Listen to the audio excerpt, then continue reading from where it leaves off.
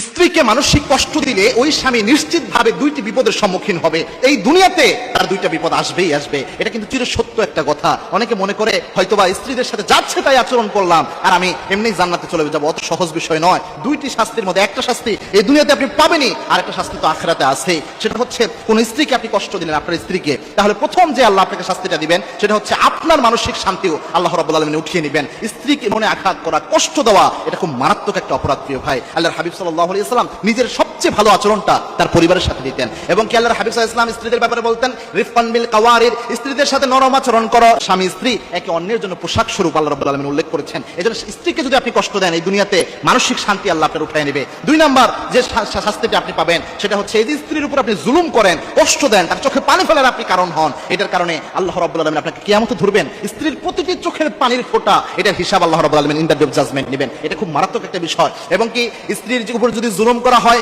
আয-যুলমু যুলমাতুন ইয়াউমাল কিয়ামা, এই জুলুমটাও কিয়ামতের দিন আপনার জন্য অন্ধকার হয়ে যাবে। আপনারা আখিরাত বরবাদ করার জন্য স্ত্রী যদি আপনাকে আসামি বানায় এটাই যথেষ্ট হয়ে যাবে। এজন্য আল্লাহর হাবিব সাল্লাল্লাহু আলাইহি ওয়াসাল্লাম বলতেন খায়রুকুম খায়রুকুম লিনিসাইকুম, তোমাদের মধ্যে ওই ব্যক্তি আল্লাহর কাছে সেরা যে ব্যক্তি তার স্ত্রীর কাছে সেরা।